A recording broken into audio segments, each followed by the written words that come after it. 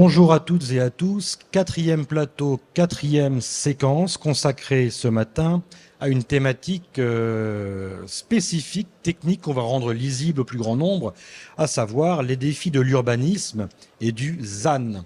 Chacun connaît cet acronyme, zéro artificialisation nette, le fameux ZAN. On va avoir l'occasion d'en parler ensemble ce matin.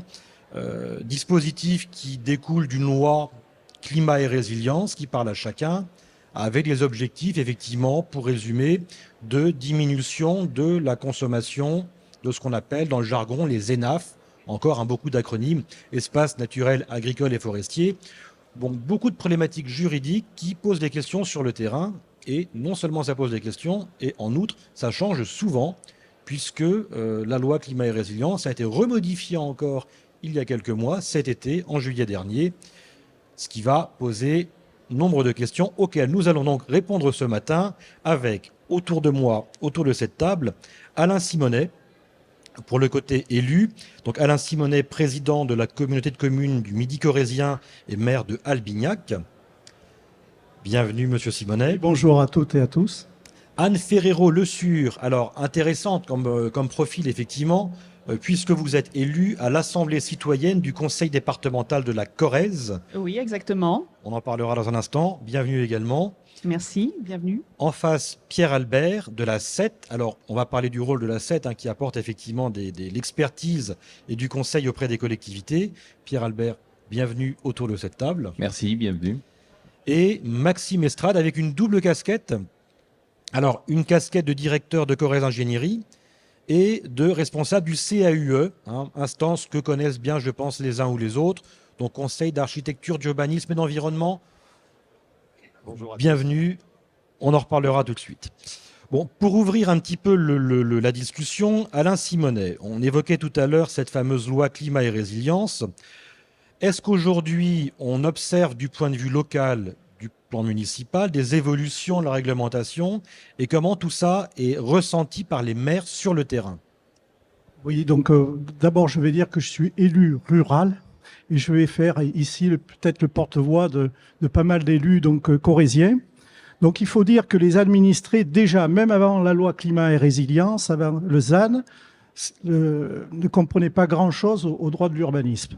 Parce que c'est très complexe. Actuellement, c'est la jungle. Donc il faut savoir que les communes peuvent être au RNU, Règlement national d'urbanisme, avoir une carte communale, avoir un PLU, avoir un PLUI, et au-dessus de ça, donc il faut se mettre en compatibilité avec le SCOT, avec le SRADET, et maintenant donc avec la loi d'artificialisation, le ZAN, donc avec un objectif en 2031 donc de 50% de réduction des surfaces constructibles. Et 2050, donc zéro artificialisation nette. Donc, pour faire comprendre donc aux élus, mais surtout aux administrés, c'est pas évident déjà parce qu'ils n'avaient pas même la notion de ce qu'était l'urbanisme, la complexité de l'urbanisme, même avant cette loi. Donc nous, on essaye de vendre la loi parce que la loi elle a été votée par le législateur, donc il faut qu'on l'applique. Donc il n'y a pas d'autre solution. Simplement, donc il faut quand même se rendre compte que pour l'élu rural, c'est très très compliqué. Et cette loi, à mon avis, elle a quelques écueils, quelques défauts, parce que au départ, les dés sont pipés. C'est mon avis personnel, à savoir qu'ils prennent pour référence, donc 2011-2021, les zones construites. Et finalement, on pénalise les communes qui ont été vraiment exemplaires, qui ont le moins consommé. Et notre territoire, par exemple, du Midi corrézien, donc a peu consommé sur cette décennie, et donc on est doublement pénalisé. Donc c'est ce que voient les élus. Alors, pour bien comprendre, en fait, on parle de trajectoire décennale. L'idée, c'est de construire pour les prochaines 10 années 2 fois moins que les 10 années précédentes. On est bien d'accord? C'est ça, d'accord. C'est ça.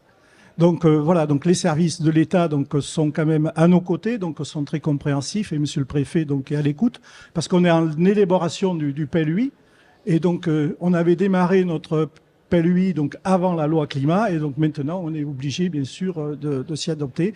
Donc effectivement, il y a des écueils, il y a des passages difficiles, mais bon voilà, c'est toute une pédagogie qu'il faut qu'on qu'on fasse passer auprès de mes collègues élus. Ceci dit, donc concrètement, le zéro artificialisation nette en 2050 pour toutes les communes, ça va être très très très difficile. Moi, je crains que si on applique sans discernement donc cette loi, nos communes rurales donc vont souffrir, puisque ça veut dire que les services publics ne seront peut-être pas là. Donc le développement, parce que qu'est-ce qui fait vivre nos communes rurales? Ce sont les jeunes ménages qui s'installent, donc avec après tout les crèches, les centres de loisirs, etc., tout ce qui tourne avec. Et je crains que très faible donc possibilité de construire, donc fasse augmenter les prix donc du foncier. Et je le vois d'ores et déjà, donc beaucoup donc de fonciers sont achetés par des résidents parisiens ou autres, donc qui vendent leur pavillon par exemple, et donc qui ont effectivement la finance avec et qui font monter les prix. Et nos jeunes ménages, donc ça va être très très difficile. Donc après, effectivement, on va les entasser dans les agglos ou dans les métropoles, etc., avec tous les problèmes que ça. Donc je pense qu'effectivement, moi je suis pas contre la loi climat et résilience, même elle aurait dû être appliquée plus tôt, quoi. Je veux dire, on a trop tardé, on a mis la poussière sur le tapis depuis trop longtemps. Et donc maintenant, il faut le faire, puisque bon, on est là avec le réchauffement climatique, etc., etc. Je ne vais pas y revenir, mais voilà, il y a toute une pédagogie déjà à faire, et peut-être, je pense qu'il faudra essayer de le faire avec discernement ou quelques petites modifications, peut-être pas cette année, mais je veux dire au fur et à mesure de voir ce qui se passe dans nos territoires ruraux pour adapter, pour pas que nos territoires ruraux donc meurent. Voilà. Donc pédagogie, complexité, on a entendu beaucoup de sigles, le SRADET, le SCOT, le PLUI. On comprend que ce n'est pas forcément un dispositif fait pour être au plus proche des citoyens et des administrés. C'est la jungle, disiez-vous il y a un instant. Madame Ferrero-Le Sur, vous êtes élue à l'Assemblée citoyenne du Conseil départemental de la Corrèze et représentez donc d'une certaine manière les attentes de nos habitants du territoire par rapport à ces questions. En l'occurrence, quelles sont-elles en matière d'aménagement du cadre de vie et pourquoi pas de l'eau? De l'eau. Alors, nous sommes une assemblée, nous sommes 38 personnes qui ont été tirées au sort sur un panel de 300 et quelques candidats. Ça s'est passé au début de l'année 2022. Nous sommes autant d'hommes que de femmes, une femme par canton, un homme par canton. Donc nous représentons les citoyens de la Corrèze. Nous avons émis des idées, on nous a laissé parler, nous avons émis des idées, proposé des sujets. Ces sujets ont été étudiés par les personnes du département et se sont transformés en fiches projets. Parmi ces projets, celui qui est ressorti à l'unanimité et qui a été voté par tous les membres, c'est la gestion de l'eau. La gestion de l'eau est une problématique importante, d'autant plus qu'on sortait de l'été 2022 où on avait effectivement eu un été particulier et un automne aussi très particulier avec très peu d'eau. Donc on a mis ce projet en avant à différents niveaux. Donc il y a toute la gestion de l'eau au niveau du département, toute la gestion de l'eau au niveau donc des eaux usées aussi. Mais nous, ce qui nous a vraiment intéressé, c'était des choses, des actions réalisables effectivement rapidement. Donc on s'est posé les questions de savoir qu'est-ce qu'on pouvait faire et qu'est-ce qui pouvait être proposé aux citoyens pour faire des économies d'eau très rapidement avec des choses très simples. Ce qui est venu donc très naturellement, et ça les gens qui habitent sur le sud de la Corrèze le savent très bien, c'est la mise en place de cuves de récupération d'eau. Pour ma part, j'habite sur le Causse corrézien, nous avons une petite maison ancienne et cette petite maison est équipée d'une cuve. Toutes les maisons dans la région sont équipées d'une cuve qui était a priori avant utilisée pour toutes les fonctions. Donc nous avons parlé de cette problématique. Ça a été choisi comme un des projets prioritaires parce que évident, facile à mettre en œuvre. Installer une cuve, ce n'est pas quelque chose de très compliqué. Et le département donc a pris l'initiative d'installer ce genre de cuve sur 2 sites actuellement. Donc ça a été installé au CERBF d'Argentat et sur le centre routier départemental de Chaméra. C'est déjà fait. Il y a des choses qui vont être faites, qui vont continuer, mais on voit que notre voix a porté. Cette voix a permis au département de prendre conscience des demandes, des envies, des du cadre de vie, de l'amélioration du cadre de vie des citoyens. Nous sommes vraiment le lien entre les citoyens et le département.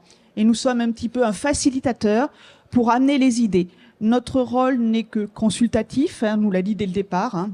Pascal Colt nous l'a dit, vous n'êtes pas là pour voter, vous êtes là pour apporter vos idées et nous, derrière, on va les transformer et les faire vivre. Voilà, à peu près notre situation, où est-ce que nous en sommes, en tous les cas, sur le problème de l'eau. D'autres sujets ont été abordés, très intéressants, qui sont liés avec l'activité en Corrèze, notamment la partie agricole. On a eu un projet sur l'agriculture aussi. Sur l'agriculture, donc, on a eu conscience, on nous a expliqué les fermetures de fermes, les gens qui partaient, les fermes qui n'étaient pas reprises. Et donc, sur ce projet, le département est en train de monter une vidéo, une petite vidéo de 3-4 minutes qui va permettre de présenter la vie des agriculteurs en Corrèze, le cadre de vie, qui n'est pas désagréable, on va le dire, et d'inciter les gens à venir. Voilà, ça c'est un des deuxièmes sujets qui a permis d'avoir des progrès. Donc une assemblée, effectivement, qui constitue un petit peu l'interface entre l'administré et les élus locaux, qui permet d'avoir une forme de relais, finalement, citoyen, mais forme très originale, promise à un bel avenir, effectivement, pour avoir un autre écho du terrain. Oui, alors là, nous sommes en phase de finalisation de notre assemblée, puisqu'on a été tiré au sort pour 2 ans. Oui.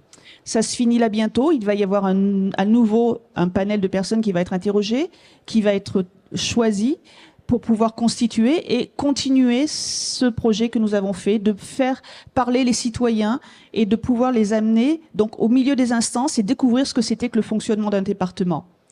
Voilà, c'est passionnant.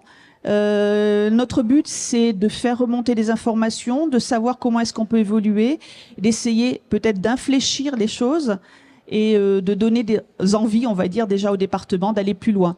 Notamment, entre autres, par rapport à l'eau, une des questions qui a émergé, c'est de se demander pourquoi est-ce qu'il n'y a pas d'obligation, de contrainte dans des secteurs plutôt donc au niveau des campagnes, d'imposer aux nouvelles constructions la mise en place de ces fameuses cuves qui ont été implantées déjà par le département.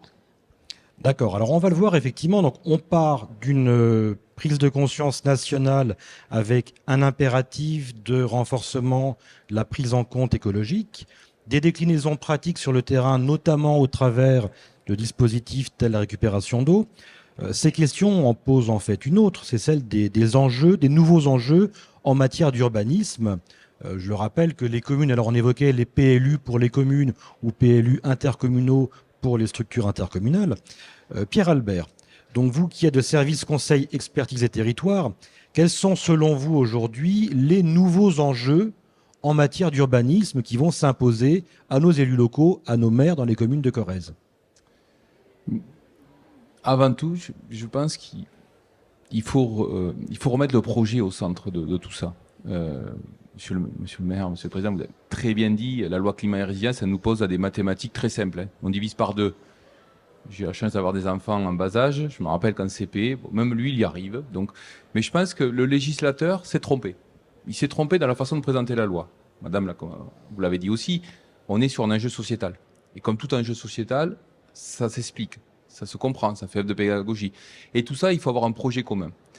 C'est vrai que pour des territoires comme le vôtre, faire un PLUI est un avantage. Pourquoi? Parce qu'on peut discuter avec ses voisins. On voit bien que le ZAN, il est difficile à l'échelle communale. Il est même impossible. Hein. À mon sens, l'échec, ça sera se dire c'est 50% pour tout le monde. C'est un échec. Parce qu'il y en a certains, comme je le dis, chacun a son rythme. Certains ont consommé et n'ont peut-être moins besoin de consommer parce qu'en clair, ils sont encore en train de payer leur investissement. C'est cette question-là. D'autres étaient dans un temps plus compliqué, un temps d'attente et se dire bon, maintenant, je veux revenir sur un projet. Et pourquoi le projet est important? Parce que à premier abord, quand on travaille avec des communes rurales, certains nous disent il me faut un nouveau lotissement. Réflexe classique qu'on a eu pendant longtemps, qui était amené par le poste, qui était simple, qui disait on peut urbaniser, on peut urbaniser, on s'en fiche de savoir pourquoi, on veut du terrain à construire. Ça a marché, ça a eu son temps, on voit les effets pervers, c'est-à-dire qu'il y a quelques années, et il y a pas mal de territoires ruraux sur lesquels on travaille en Corrèze, on travaille dans le Lot, on peut donner tous les territoires qui se ressemblent dans le sud-ouest, le grand sud-ouest, le massif central. C'est quoi? C'est qu'on avait des fois de la moitié de la commune qui était ouverte, et c'est pas pour ça que les gens venaient. Donc, ce n'est pas qu'une question de disponibilité foncière. C'est aussi une question de qu'est-ce qu'on propose aux gens.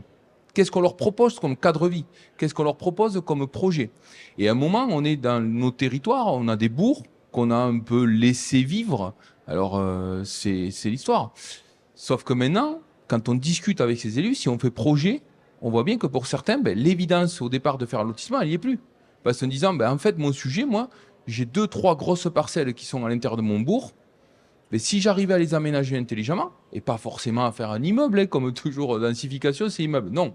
Simplement se dire, proximité d'éventuellement mon dernier commerce, j'ai encore un boulanger, si je lui amène quelques clients et d'éviter qu'il aille au Marie Blachère en périphérie de Brive ou autre, c'est peut-être plus intéressant parce qu'il habite à côté et le matin avant de partir, il peut aller à la boulangerie. Mais c'est que ça, c'est des choses simples.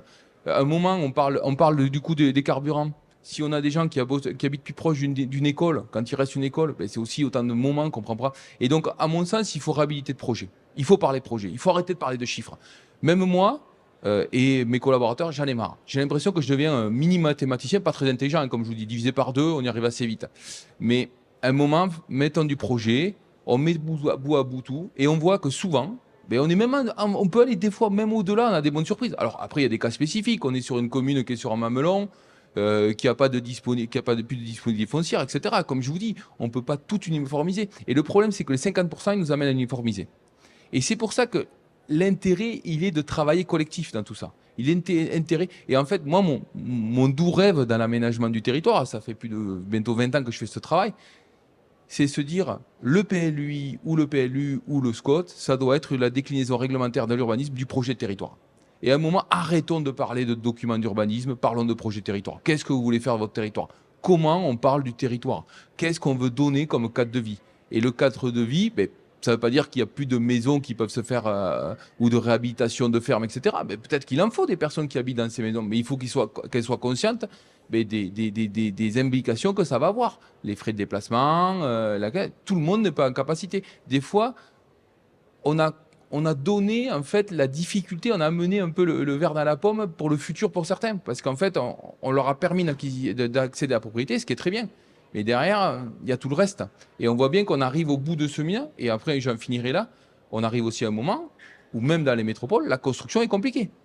On est sur un tiers de moins de permis de construire, etc. Donc, à un moment, il va falloir aussi réfléchir à des modèles où on revient peut-être à de la réhabilitation, etc. Mais là aussi, je pense que ça se fera. Et ici, on est dans un cercle où il y a des gens de la construction. C'est faire une réaction globale. Il faut qu'on arrive à offrir de la réhabilitation à un prix qui va tendre vers de la construction neuve. Voilà. Et moi, je pense que c'est important, projet. Alors, on entend projet, moins de mathématiques, ça on l'a bien compris aussi. C'est vrai que le texte nous invite à aller tout de suite dans l'opérationnel de façon extrêmement technique.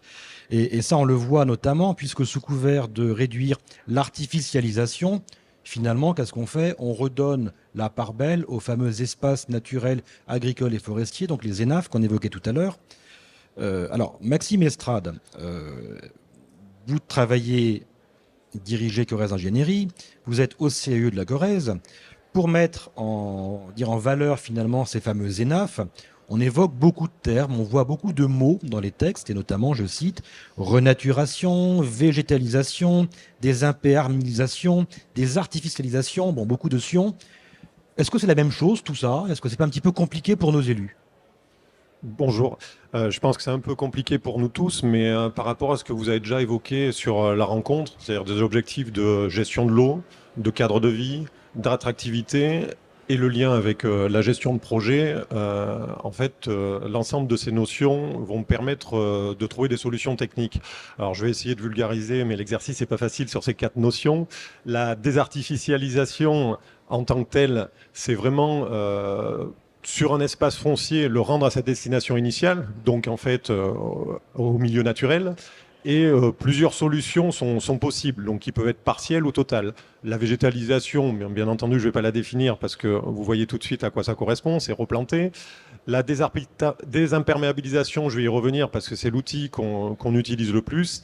Et la renaturation, je vais le mettre un petit peu de côté parce que c'est un des objectifs les plus prépondérants qui répond à l'ensemble des attendus, qui a été porté sur certains territoires et notamment par le département. Je vais prendre l'exemple de l'ancien site industriel des Gravières d'Argentat qui aujourd'hui est devenu la réserve de biodiversité. Donc la renaturation opération, c'est vraiment redonner toute place au milieu, aux écosystèmes. Et donc on est vraiment dans un objectif à 100% à l'attention du milieu naturel. La désimperméabilisation et la végétalisation, on va plus être dans des actions qui sont mixtes, qui vont permettre de répondre en rentrant par la logique de projet. Et vraiment, c'est pas du copier-coller, c'est-à-dire que chaque bourg, chaque commune a des spécificités, vous l'avez évoqué, et donc du coup, la déclinaison opérationnelle va être différente. Et la désimperméabilisation, en fait, c'est quelque chose qui a été initié, on en a parlé, merci, avec l'Assemblée citoyenne, dès 2016. Donc, c'est pas quelque chose qui est nouveau, mais ce qu'il faut prendre en compte, c'est que les différentes phases pour la mise en œuvre, que je vais vous expliquer, grâce à Corrèze Ingénierie, grâce au CAUE, grâce à l'ensemble des acteurs, bien entendu l'Assemblée citoyenne qui nous donne certains indicateurs, mais aussi tous les services de l'État, en fait, permet de répondre à ces attendus. Comment ça? En fait, dès la phase amont, il faut arriver dès le stade de l'idée. Dès qu'un élu veut réfléchir, souvent c'est à aménager une place, à aménager un coin du bourg. On va intervenir avec l'ensemble des équipes pour ce qu'on appelle un dézoomage, c'est-à-dire les aider à se poser les bonnes questions. Donc souvent en préalable, on fait passer les collègues du CBAE qui, eux, vont avoir une approche architecturale et paysagère. Donc déjà, vont regarder comment était le territoire, le patrimoine à l'époque, comment il s'est façonné aujourd'hui et qu'est-ce qui pourrait être intéressant de conserver et préserver en termes architectural et paysagers. Après, avec l'ensemble des collègues, on va regarder, notamment avec les services de l'État, on a de la chance en Corrèze d'avoir des sites très qualitatifs, donc souvent inscrits ou classés. Donc il y a des contraintes soit en urbanisme ou des contraintes liées à nos collègues de l'UDAP qu'on va devoir prendre en compte. Et après, il y a toutes les contraintes techniques liées au site. C'est-à-dire que souvent, le site, le dessous, il y a des réseaux, il y a plein de choses de ce type. Donc, on va être dans une phase où on va demander aux élus de penser leur projet à 10 ans. Comment va s'organiser cette place? Mais en général, on arrive tout de suite à la question, quelle est la place de cette place dans le bourg? Comment vont s'organiser les services, les activités, la desserte, la mobilité douce? Et comment répondre aux attendus du cadre de vie. Donc l'Assemblée citoyenne nous répond sur ces sujets-là, mais aussi dans les démarches, aujourd'hui on est sur des démarches participatives où l'ensemble des acteurs et les élus demandent d'associer la population. Donc ça fait un énorme faisceau d'indices avec d'un côté les contraintes et d'autre côté les attendus. Donc on va avoir une période qui est assez longue, qui va permettre à tout un chacun d'essayer d'avoir du discernement et de prendre en compte les contraintes et les attendus des uns et des autres pour construire le projet idéal. Une fois qu'on a défini ce projet idéal, incluant l'ensemble des attendus, on élabore ce qu'on appelle un programme. C'est-à-dire que c'est la commande de l'entité publique pour atteindre ses objectifs dans un prix défini qu'on va transférer en fait aux acteurs privés. Donc je remercie aussi l'ensemble des bureaux d'études qui interviennent sur ces sujets-là, parce que c'est des sujets sur lesquels ils interviennent depuis quelques années et sur lesquels ils se sont dotés des compétences architecturales et paysagères en complément du préalable qu'on apporte via le CAE ou les différentes instances pour répondre à ces objectifs. Et du coup, on arrive à avoir des projets, on en a une vingtaine en Corrèze qui sont en cours, 7 ou 8 conséquents qui sont sortis de terre, qui vont répondre aux attendus que vous évoquez. C'est-à-dire que la végétalisation, la désimperméabilisation permet en fait d'avoir des espaces qui aujourd'hui on rompt les îlots de chaleur. On trouve des solutions donc pour le bien-être et le cadre de vie. On permet donc à l'eau d'être gérée sur place. Donc ça apporte des réponses sur, bien entendu, les équipements publics qui étaient liés à orienter en fait à ces réseaux. Ça permet aussi de répondre sur les sujets des crues. Ça permet aussi de répondre sur les sujets du cadre de vie. Et donc, du coup, on a une certaine attractivité. C'est-à-dire, on va permettre sur Saint-Herbbourg à amener un cadre sympathique, attractif, que ce soit pour le touriste et pour l'habitant, pour prendre le temps de venir passer plus de temps dans un commerce, donc conforter l'attractivité du commerce, conforter l'attractivité du bourg, et aussi une qualité en fait pour l'ensemble des administrés. Mais qui peut aller plus loin aussi, parce que je pense aux collègues de l'ARS, on apporte des réponses aussi sur le cadre de vie et indirectement la santé. C'est-à-dire que tous les facteurs aussi sont à prendre en compte sur la végétalisation, sur les allergènes, sur l'évolution du climat. Donc là aussi, on a le CAE qui va intervenir particulièrement sur tout le conseil lié à la végétalisation. Alors le mot, je l'ai entendu, le mot administré. On a vu effectivement la question par rapport au volet très technique. Merci beaucoup pour ces précisions. Le volet élu. Monsieur le maire, monsieur le président, monsieur Simonet, comment les habitants, les administrés comprennent ces contraintes ou ne les comprennent pas finalement sur le terrain, localement, au quotidien? S'ils ne les comprennent pas, ils vont les comprendre très vite. Parce qu'effectivement, Je vois, nous sommes un territoire, donc le Midi corrézien, où il y a eu déjà, on a anticipé les choses avec la restructuration, par exemple, vous parliez de l'eau, la restructuration de l'eau potable. Et effectivement, je vois beaucoup d'autres territoires qui sont encore en phase donc de démarrage de cette restructuration. Donc effectivement, quand ils passent des étés donc sans eau ou avec des camions citernes, je pense que ils peuvent comprendre effectivement. Il n'y a que comme ça, quoi. Finalement, qu'ils voient que le changement climatique est là. Et d'ailleurs, on le voit encore cette semaine. Et je pense que ça va perdurer dans les années à venir.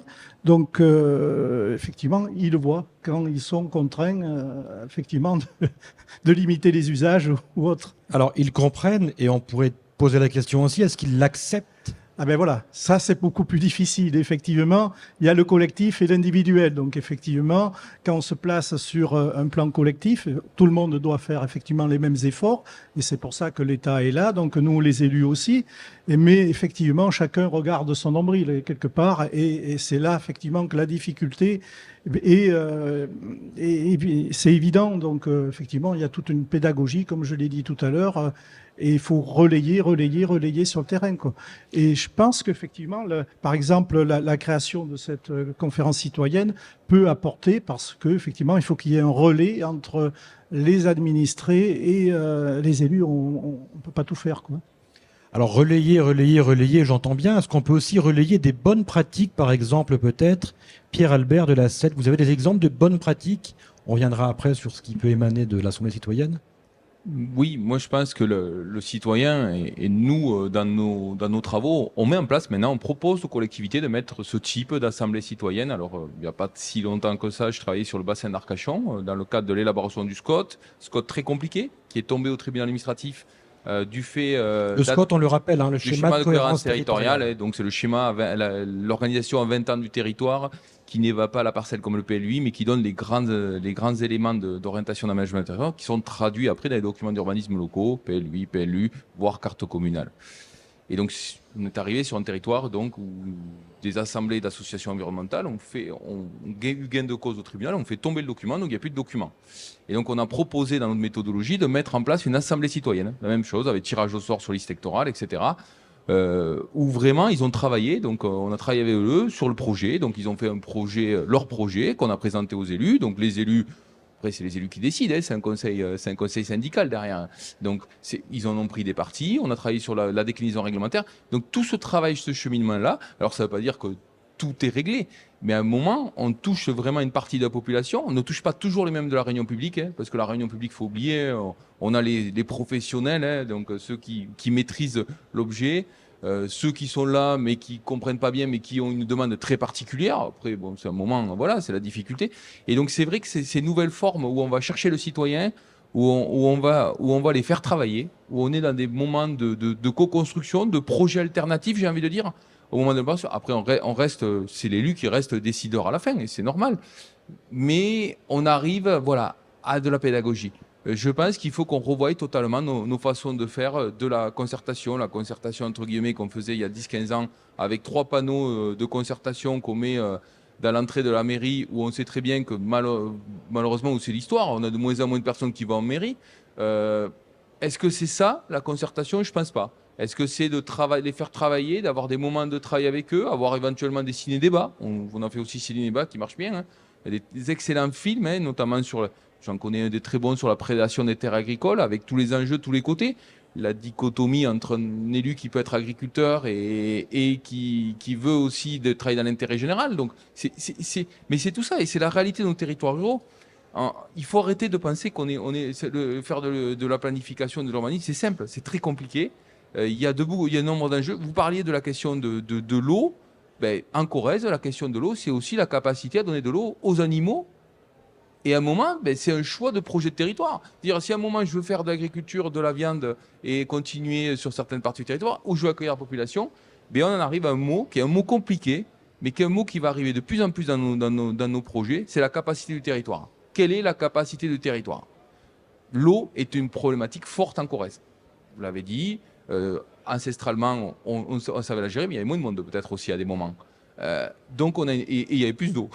Donc on a une vraie difficulté et on a collectivement, il faut qu'on ait cette réflexion, à mon sens, sur la capacité. Alors, ça ne veut pas dire que l'idée, c'est on gèle le territoire. Mais l'idée, c'est qu'on fait des choix. À un moment, on nous a amené à pas faire des choix. On mettait un peu partout.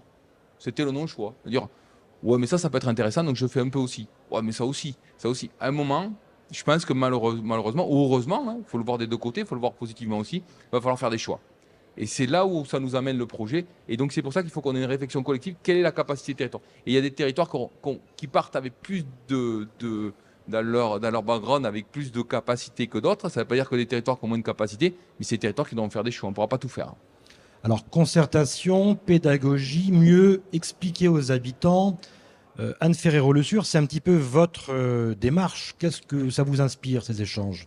Moi, je trouve ça très intéressant, la notion de parler de projet, de faire quelque chose où on fait participer tout le monde. Donc, par contre, ça demande du temps. Et ça, c'est ce qui est très important. On a, en gros, 7 ans pour arriver à 2030 et arriver à la moitié. Il faut agir maintenant. Il faut mettre tout le monde autour de la table et il faut discuter. Il faut prendre l'avis de tout le monde. Moi, j'ai une double casquette. Donc là, je suis en tant que citoyenne de la Corrèze, mais je travaille aussi dans l'environnement et je travaille sur la reconversion des friches, polluées ou non, dans le cadre du ZAN pour l'ADEME. Toutes les mots dont vous venez de parler, je les ai entendus, le SCOT, le PLUI, la renaturation. Ces mots sont importants, il faut les faire connaître et il faut les faire comprendre. La renaturation, ça va beaucoup plus loin que la désimperméabilisation. Il s'agit en fait de rendre aux terres qui ont été artificialisées, leur rendre la possibilité de nous rendre des services, qu'on appelle des services écosystémiques. Alors les services écosystémiques, c'est encore un grand mot. Ça veut dire rendre la capacité à la terre, par exemple, de capter le CO2, de filtrer l'eau, d'empêcher les inondations, vous en avez parlé tout à l'heure, de faire des barrières ou des îlots de fraîcheur. Alors, on est un peu moins dans la problématique puisqu'on est dans une région assez agricole et où la campagne est importante, mais dans certaines villes, on le voit bien. Il y a des centres de villes qui sont devenus complètement minéraux. Il faut remettre des arbres pour permettre aux gens de pouvoir, les étés où il fait très chaud, vivre et supporter la chaleur. On le voit bien sur les vidéos, il y en a des tas sur Internet, des gens qui prennent la température sur un sol totalement bitumé où on a 45, 50 degrés. On va sur de l'herbe, on tombe à 30 et on va sur des zones où il y a des arbres, on a au même moment la température qui est bien moindre, de l'ordre de 20 degrés, donc qui est supportable. Il y a plein de choses qu'il faut faire. Donc tout ça, c'est des projets à long terme, à longue échéance. Là-dedans, les citoyens dont je suis représentante au niveau du département ont beaucoup de choses à dire. Il faudrait les écouter. Il faut amener tout ça au débat, faire comprendre qu'effectivement, il va falloir réduire les constructions. C'est un problème pour vous, je le sais très bien, dans les petites communes, se dire dans 7 ans, j'aurai plus le droit qu'à la moitié de ce que j'ai fait jusqu'à présent et dans 17 ans, j'aurai plus le droit de construire. C'est en train de bouger, d'évoluer. Il y a quand même des évolutions sur cette loi ZAN qui sont en train d'être faites. On l'a vu là en juin, il y a des choses qui ont été faites par le Sénat qui fait qu'on n'est plus du tout dans cette démarche-là. Il y a quand même des autorisations qui vont être faites. Il y a 1 hectare qui est censé être à disposition des petites communes. Et je pense que ce qui est très important, c'est ce que vous avez dit, vous, monsieur, c'est travailler sur des territoires, pas sur des communes, pas sur des petits endroits. Mettre en commun les choses, redonner de la vie aux communes. Tout ça, c'est très important. Je pense que c'est quelque chose qui va permettre de progresser et d'aller au-delà. Alors, vous l'avez dit, effectivement, la complexité, je ne reviens pas dessus. Vous avez employé le terme « il faut agir maintenant ». C'est vrai que 2030, 2040, 2050, c'est demain. Nos élus sur le terrain sont confrontés à ces obligations, même si la loi, de temps en temps, accorde des aménagements, des délais, on va dire, supplémentaires, mais ne change pas le fond de la problématique et de l'obligation. Maxime Estrade, comment est-ce que concrètement le CAUE et Corrèze Ingénierie peut apporter de l'aide à nos élus municipaux et intercommunaux par rapport à ces questions? Alors peut-être pour rebondir sur plusieurs points, le volet sensibilisation et pédagogie, comme je l'évoquais tout à l'heure, c'est des sujets qui ont été engagés dès 2016, impulsés sur la désimperméabilisation par l'Agence de l'eau et le département. Et on a eu complètement aussi une évolution de l'ingénierie sur ces sujets-là. C'est-à-dire qu'aujourd'hui, la participation citoyenne, associer l'ensemble des acteurs locaux à la construction d'un projet, c'est systématique. Et aujourd'hui, que ce soit nous sur les phases amont ou que ce soit les prestataires derrière, bien entendu, c'est des phases qui sont incontournables, qui sont pas faciles pour les élus aussi, hein, parce que animer ce type de réunion et arriver à trouver une solution commune sur un projet approprié par tous, c'est pas facile. Je vais peut-être faire un petit aparté aussi sur la sensibilisation des plus jeunes, parce que là, on a vraiment une spécificité et je pense qu'il faut la mettre en exergue parce qu'on a un nombreux projets en cours en Corrèze. C'est le CAE qui nous apporte une valeur ajoutée à l'attention des enfants. C'est-à-dire que vous avez dû entendre parler des cours d'école, des cours des collèges. Donc ça a été impulsé à la fois par le département et par les communes via la désimperméabilisation, parce qu'aussi, ce qu'il ne faut pas enlever, on ne l'a pas évoqué, mais sans les financements des partenaires que j'ai cités, c'est bien d'avoir le discours, mais c'est difficile de sensibiliser. Et quand on voit qu'on a des financements, donc du coup État, département, et bonifiés par l'agence à 50%, ça aide à convaincre. Parce que clairement, on n'aurait pas commencé aussitôt. Et donc sur cette sensibilisation, le CAE, sur les cours d'école, en fait, va associer les élèves, va associer, et c'est pareil dans les communes, c'est-à-dire ceux qui vont entretenir le site, vont associer bien entendu les décideurs, et du coup le projet va être co-construit. Et je vous invite à regarder les exemples de projets sur les cours d'école, parce que c'est intéressant. C'est les enfants qui vont co-construire en fait avec l'ensemble des acteurs via le CAE, parce que je pense que les autres acteurs que nous sommes techniques n'avons pas cette pédagogie-là, à les aider à bâtir la maquette idéale par rapport au ressenti qu'ils ont des points positifs et négatifs de l'équipement, et comment, pour eux, ils aimeraient qu'il soit aménagé demain. Et c'est dans cette partie-là qu'on a toute la sensibilisation qu'on est en train d'évoquer, avec d'autres mots. Je pense que le CAE aussi est doté pour répondre sur ces sujets-là. Et nous, en fait, c'est un super outil derrière, parce qu'en complément de ce qu'on fait sur les communes, on a déjà cette appropriation, on a les premières orientations qui sont analysées aussi avec les collègues du technique, parce que bien entendu, on ne va pas dire aux enfants, faites une maquette idéale sur une superficie, si on ne leur parle pas des réseaux, si on ne leur parle pas des contraintes, si on ne leur parle pas des accès des pompiers, si on ne parle pas de plein de sujets, ils vont faire une maquette qui ne correspondra pas à la réalité derrière. Donc en fait, c'est une pédagogie globale, un discernement global, et je ne sais pas si c'est un bon exemple, mais pour moi, il me parle bien, parce que là, on touche les générations de demain, et donc du coup, eux sont pleinement là-dedans. Et à l'attention des élus, on a tellement de projets qui ont été engagés, j'ai envie de dire, je connais quasiment pas de projets sur lesquels aujourd'hui l'objectif du cadre de vie et de désimperméabilisation n'est pas pris en compte. Alors vous parliez de co-construction, donc là on comprend la démarche entre élus, porteurs de projets et habitants. Il y a une dimension qu'on n'a pas évoquée encore, c'est la dimension en quelque sorte partenariale, et je pense au niveau institutionnel. Nous avons la chance d'avoir dans le public des représentants de l'établissement public foncier et de la direction départementale des territoires. On évoquait l'État tout à l'heure, on va voir comment l'État peut agir par rapport à ça. Est-ce qu'on peut leur passer un micro? C'est fait? Monsieur, responsable de l'établissement public foncier. Oui, bonjour. Bonjour, bienvenue. Merci de nous donner la parole. Je pense qu'effectivement, vous avez présenté les problématiques que la crise environnementale nous impose de prendre en compte désormais à travers en particulier cette question du ZAN. Cette question-là est aujourd'hui encore mal comprise, je pense, assez complexe et donc peut générer quelques peurs et frustrations. Mais je trouve que ce qui a été dit dans cette table ronde est assez intéressant et la notion de projet qui a été développée par les partenaires techniques me semble être la meilleure des réponses. Il faut essayer de redonner du sens à tout ça. Oui, il y a une crise environnementale. Oui, il y a des façons d'y répondre. La loi apporte des solutions, certes parfois un peu techniques, mais la logique de projet, parce que la logique de bon sens, le pragmatisme à apporter à chaque territoire est très certainement la solution. Comme ça a été évoqué, venir travailler au plus près des centres-bourgs, les aider à se revitaliser plutôt que d'aller à 3-4 km d'eux par facilité foncière, est une sorte d'évidence qui, me semble-t-il, répond en plus aux besoins des jeunes générations et des nouveaux accédants. Donc tout ça, finalement, fait bon sens, mais ça reste compliqué, vous avez raison.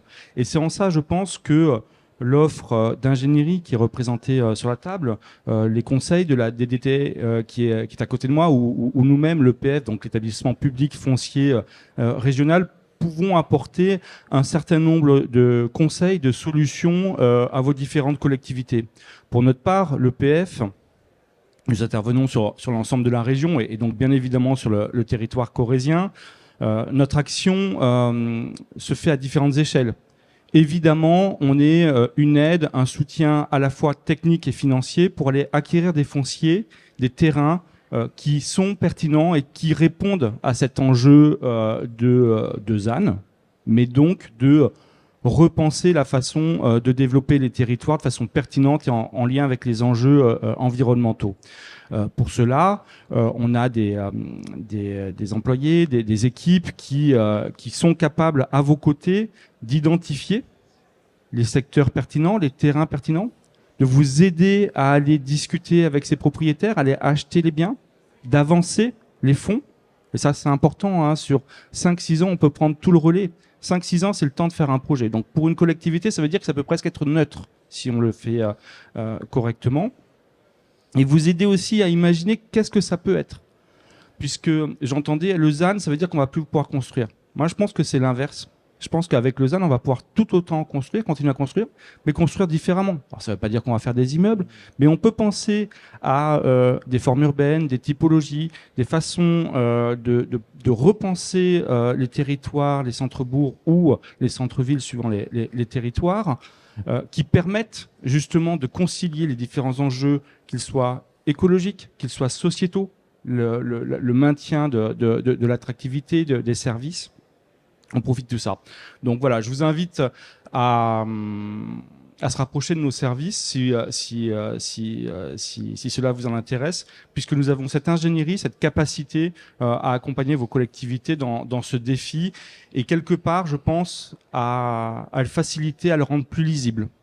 Merci. Merci beaucoup. Alors, je retiens effectivement logique de projet, on l'a évoqué, redonner du sens, c'est intéressant, et puis cette approche qui est peut-être plus vendeuse, de construire autrement. Je trouve que le terme est intéressant. Je me tourne vers la directrice de la direction départementale des territoires. L'État, dans cette problématique, dans cette approche, comment se situe-t-il à l'égard de ces problématiques qu'on vient d'évoquer ? Merci. Oui, effectivement, l'État, on est en charge d'appliquer les mathématiques, hein, comme vous l'avez dit tout à l'heure. Donc, on sait faire des mathématiques à l'État, bien évidemment. Par contre, on essaie de le faire intelligemment. Donc, le message que je voudrais porter aujourd'hui, c'est qu'effectivement, on se doit d'être garant de l'application de cette loi. Et on voit bien, d'ailleurs, je suis très contente de ce que j'ai entendu, puisque personne ne l'a remise en cause. J'ai juste entendu l'adapter au territoire, raisonner projet, je suis parfaitement d'accord. De toute façon, l'élaboration d'un document d'urbanisme, c'est un projet en tant que tel. Donc voilà. Et ce qu'on regarde au niveau des services de l'État, quand on fait l'avis de l'État, c'est si la consommation d'espace, évidemment, est conforme au projet. Et dans la mesure où il y a des arguments qui s'entendent, voilà, on essaie d'accompagner les collectivités pour réaliser ces projets. Donc on a cette casquette un peu régalienne, on dit, hein, voilà, de s'assurer de l'application de la loi. Par contre, on n'a pas que ça. On a la capacité à vous accompagner, y compris devant vos administrés, hein, pour faire de la pédagogie, comme vous l'avez dit, c'est très important. Et on a aussi un accompagnement notamment financier, puisque notamment par tous les programmes de l'Agence nationale de cohésion des territoires, dont on s'occupe à la DDT sur le volet plus technique, on va dire, et sur les programmes type, qui sont portés par l'Agence nationale d'amélioration de l'habitat, qui sont destinés à rénover tout le patrimoine existant, notamment dans les centres-bourgs. On est dans un département, vous l'avez dit, patrimonial, avec des bourgs anciens, et c'est beaucoup plus compliqué de réhabiliter et de résorber de la vacance que d'aller consommer de l'espace. Donc on a cette capacité à vous accompagner à la fois financièrement. Il y a le fonds vert aussi, hein, qui a été mis en place, Monsieur Estrade l'a un peu évoqué sur le volet école, mais il a une multitude de facettes. Donc on vous invite simplement à nous solliciter, n'hésitez pas, on n'a pas que cette casquette régalienne, on a des compétences techniques et on peut vous aider à raisonner projet et à vous aider à les financer dans la mesure où ça va dans le sens de ce zéro artificialisation net. Voilà, merci. Un grand merci pour votre apport. Donc, on le voit, les élus ne sont pas finalement démunis sur le terrain en dépit des contraintes juridiques, et on l'a vu, très très techniques. Pour l'heure, l'actualité, on en est aux fameux SRADET, les schémas régionaux d'aménagement et développement durable et d'égalité des territoires. Ouf, on respire. Ça, c'est au niveau de la région. Vont s'en suivre ensuite, de manière par effet domino quelque part, les fameux SCOT, schémas de cohérence territoriale au niveau interco, desquels vont découler alors les PLU intercommunaux ou les PLU municipaux simplement, chacun de ces documents devant intégrer ces contraintes et cette fameuse trajectoire décennale finalement pour, on l'a dit, alors consommer moins certes, mais pour construire autrement. Sur ce terme, monsieur le maire, peut-être en mot de conclusion? Effectivement, les dates donc sont proches, les délais sont proches de l'application du SRADET. C'est 2024, si je me trompe pas. Donc nous également, donc sur Brive notamment, donc on est en révision du SCOT qui va donc se terminer fin 2025, début 2026. Et il faut savoir après que la mise en compatibilité donc devra être très très rapide.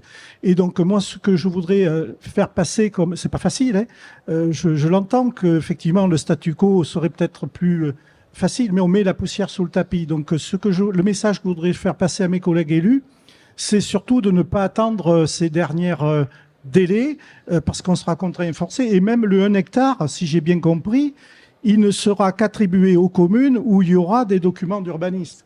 Effectivement, c'est les communes qui sont au RNU, donc n'auront même pas ce 1 hectare donc, de possibilité de construire. Donc je pense qu'il faut d'ores et déjà donc, que les réflexions au niveau des communautés de communes ou des communes donc, pour établir ces documents d'urbanisme. Sinon, effectivement, alors là, ce que j'avais dit au début, nos territoires ruraux vont s'enfoncer encore plus si on ne met pas en application donc, des documents d'urbanisme. Donc 2024, 2030, on retient donc agir maintenant à ce qu'on évoquait tout à l'heure. On se reverra peut-être d'ici 2030 pour faire le point sur ces différents sujets. En tout cas, un grand merci à tous les quatre, Alain Simonet, Anne Ferrero-Le Sur, Pierre Albert et Maxime Estrade pour nous avoir éclairés sur ces questions qui, je pense, témoignent bien des remontées de terrain. On a fait à peu près le tour et puis rendez-vous d'ici 2030 pour en reparler. Je pense qu'on peut les applaudir. Merci à tous.